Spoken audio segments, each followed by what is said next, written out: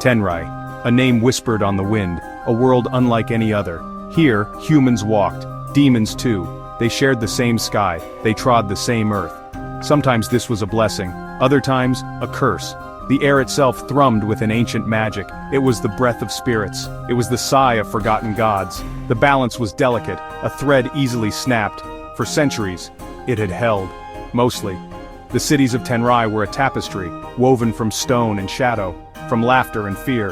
Human markets bustled beside demon enclaves. Temples to human deities stood near shrines to demon lords, not always in harmony, but always in proximity.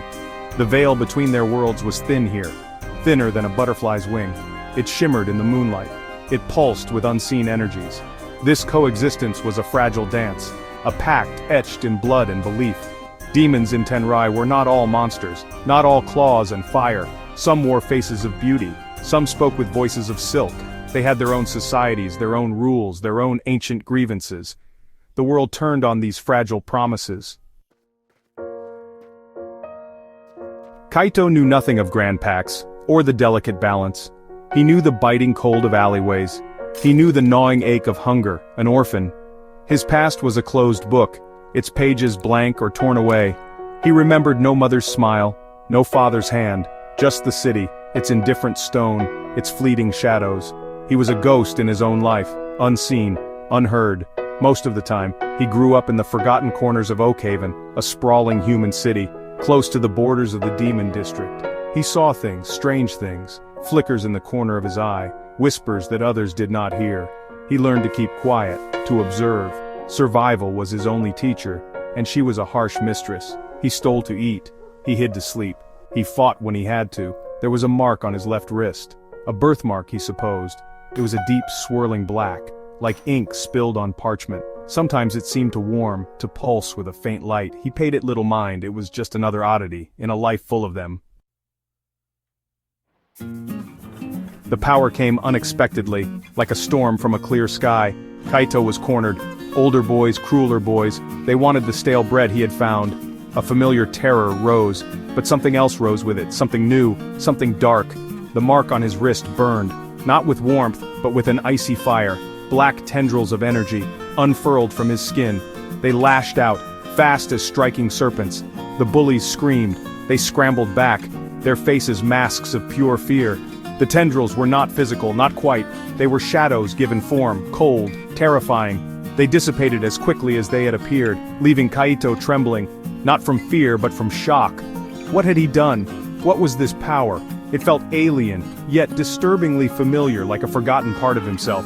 He fled, ran until his lungs burned. He found a deserted ruin. He stared at his wrist. The black mark seemed darker, more defined. He tried to summon the power again, concentrated, willed it, nothing. Only a faint throb from the mark. It was a part of him. He could not deny it.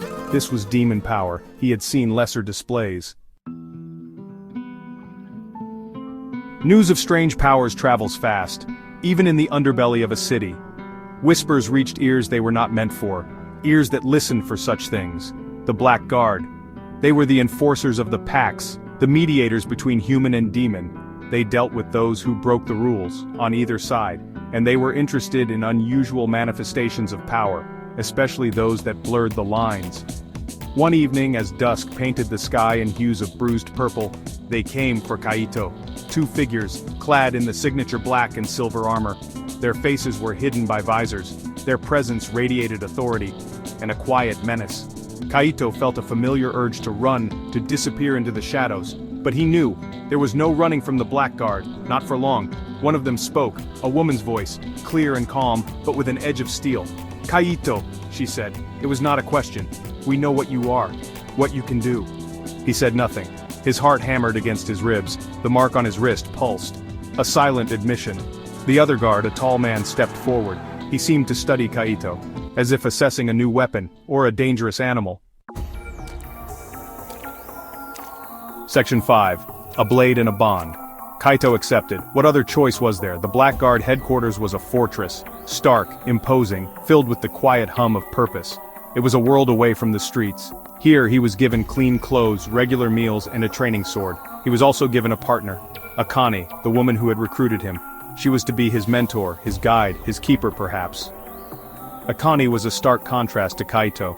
She was disciplined, focused. Her movements were precise, her words few but sharp. She was a skilled warrior, respected within the guard. She saw Kaito not as a monster but as a potential, a raw, untamed force. Her initial training was brutal, pushing Kaito to his limits, forcing him to confront the darkness within and to harness it, not just unleash it. Their relationship was not easy. Kaito was sullen, mistrustful. Akane was demanding, often impatient. Yet a bond began to form, forged in the sweat of the training yard, in the shared danger of their first patrols. Akane taught him more than combat. She taught him about the pacts, about the delicate dance between humans and demons, about the responsibility that came with power. He learned to wield a blade and to cautiously wield his shadowy abilities.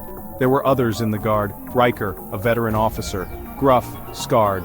He watched Kaito with wary eyes.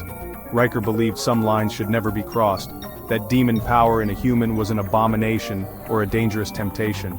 His skepticism was a constant challenge, pushing Kaito to prove himself, not just his skill, but his loyalty, his humanity. The Black Guard was a new kind of crucible. It would either forge Kaito into something stronger or break him utterly. Section 6. Trials of the Pact. Life in the Black Guard was a relentless series of trials. It was not just training, it was real danger. Rogue demons were a constant threat, those who broke the pacts, who preyed on humans, or sought to sow chaos. Kaito and Akane were often dispatched to deal with them. These encounters were brutal, terrifying. Kaito's powers were tested, his control strained. He learned quickly that his shadowy tendrils were potent, but they carried a cost. A drain on his spirit, a whisper of the abyss. Demon politics were another battlefield, just as treacherous, if not more so. The demon courts were rife with intrigue. Factions vied for power, ancient grudges simmered. The Black Guard often found themselves mediating disputes, enforcing uneasy truces. Kaito, with his unique nature, was sometimes an asset, sometimes a liability. Some demons saw him as an affront, others a curiosity, a potential pawn in their endless games. He had to learn to navigate these murky waters. He faced prejudice from both sides. Humans feared his demonic abilities. Some within the guard whispered behind his back. They saw him as a ticking bomb. Demons, particularly those of purer lineage, often viewed him with contempt, a half-breed, an anomaly. Section 7. Reflections in a Shattered Mirror. The path Kaito walked was a lonely one, forcing him to confront deep questions. Who was he? Human? Demon? Something in between? The balance he fought to protect in the world was a mirror of the turmoil within him. He struggled to reconcile the human empathy he felt with the cold, predatory instincts that came with his powers. His identity was a fractured thing, a mosaic of light and shadow. He sought answers, but found only more questions. His bond with Akane deepened. She was his constant, his confidant. She did not offer easy comfort, but she offered understanding. She saw the good in him, the desire to protect, even when he doubted it himself. She pushed him to find his own balance, to define himself, not by his origins, but by his choices. Her loyalty was unwavering, a shield against the doubts and fears that gnawed at him. Their partnership became one of mutual respect, and a quiet, unspoken affection. Riker remained a more complicated figure, the veteran guard. He saw Kaito's growing power and his internal struggles. His initial distrust slowly began to erode, replaced by a grudging respect. Section 8. The Khaos War. Then came Khaos, a name that chilled the blood of demons and humans alike. An ancient entity, a being of pure unmaking force. It had been imprisoned for millennia. Its prison weakened. Its influence began to seep back into Tenrai, corrupting, twisting, driving both demons and humans to madness. The delicate balance of the world teetered on the brink of annihilation. This was not a skirmish. This was a war for survival. Khaos sought to shatter all pacts, to consume all order. Its tendrils of influence spread like a plague. Rogue demon activity surged. Old alliances fractured. Fear reigned supreme. The Black Guard found themselves on the front lines, fighting a desperate battle against an enemy that fed on despair. Kaito's powers, once a source of fear and uncertainty, became crucial. His unique connection to the shadowy energies made him resistant to Khaos's direct mental assaults, and potent against its minions. The climax arrived in the heart of a storm-racked, forgotten shrine, where Khaos sought to manifest fully. Kaito and Akane stood against it. Riker and other guards fought to hold back the tide of corrupted beings. Akane, with her skill and unwavering courage, protected Kaito as he channeled his power, reaching deeper into his demonic heritage than ever before. It was a terrifying gamble. He risked losing himself to the very darkness he wielded. Section 9: The Weight of a New Dawn. The aftermath of the Khaos War was heavy. Tenrai was wounded, but not broken. The immediate threat had passed, but the scars remained.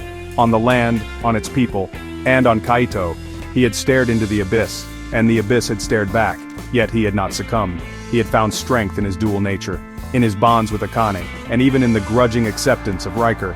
Kaito was no longer just an orphan, or an anomaly. He was a protector of Tenrai. His powers were not a curse, but a tool, a responsibility. He had accepted who he was, the human heart, the demonic power. They were both parts of him. He found a measure of peace in this acceptance. The whispers of the abyss were still there, but now he knew how to quiet them, or at least how to walk alongside them, without being consumed. The world of Tenrai was forever changed. The Khaos War had exposed the fragility of the pacts, the need for deeper understanding between humans and demons. The Blackguard's role was more crucial than ever. Kaito, Akane, and Riker stood ready,